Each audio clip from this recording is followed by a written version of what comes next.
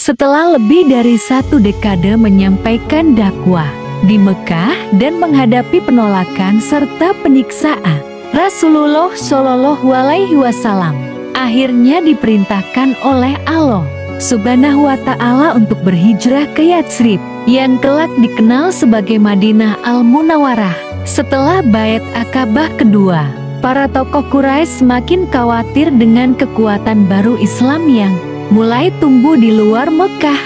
Mereka sepakat membuat rencana jahat membunuh Rasulullah Shallallahu Alaihi Wasallam secara bersama-sama oleh pemuda dari berbagai kabilah agar tidak bisa dituntut balas oleh satu keluarga saja.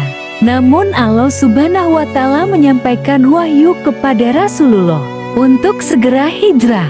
Dalam hadis riwayat Bukhari dan Muslim, dikisahkan bahwa Rasulullah meminta Elai bin Abi Thalib radhiyallahu anhu tidur di tempat tidurnya sebagai pengelabuan.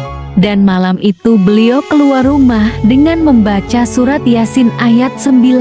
Dan kami jadikan di hadapan mereka dinding dan di belakang mereka dinding pula.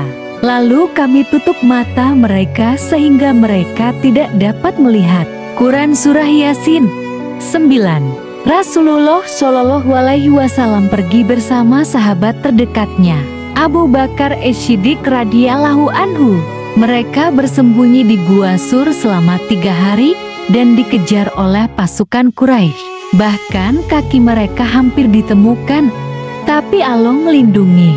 Dalam Quran Surah At-Taubah ayat 40 disebutkan, "Janganlah engkau bersedih, sesungguhnya Allah beserta kita." Quran Surah At-Taubah 40.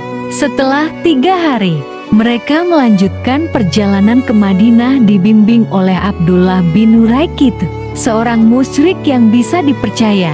Rasulullah dan Abu Bakar tiba di Quba, sekitar 5 km dari Madinah pada hari Senin, tanggal 12 Rabiul Awal tahun ke-13 kenabian.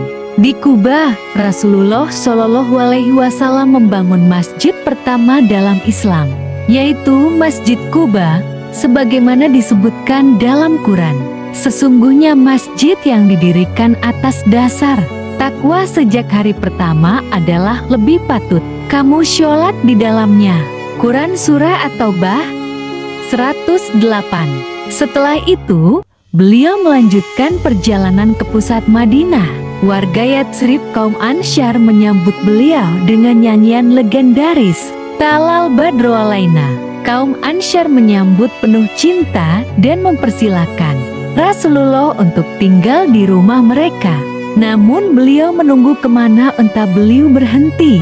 Dan akhirnya unta itu duduk di tanah milik 2 anak yatim. Lalu Rasulullah membelinya dan membangun Masjid Nabawi serta rumah-rumah beliau. Salah satu strategi dakwah pertama Rasulullah Shallallahu Alaihi Wasallam adalah mempersaudarakan antara kaum Muhajirin pendatang dari Mekah dan Ansyar penduduk asli Madinah, agar mereka bersatu dalam satu akidah dan saling tolong-menolong. Ini dikenal dengan istilah muwaqah. Beliau juga menetapkan Piagam Madinah, sebuah konstitusi yang mencakup hak dan kewajiban seluruh penduduk, termasuk umat Yahudi. Ini adalah salah satu sistem pluralisme dan pemerintahan yang paling awal di dunia. Bersambung ke episode 2.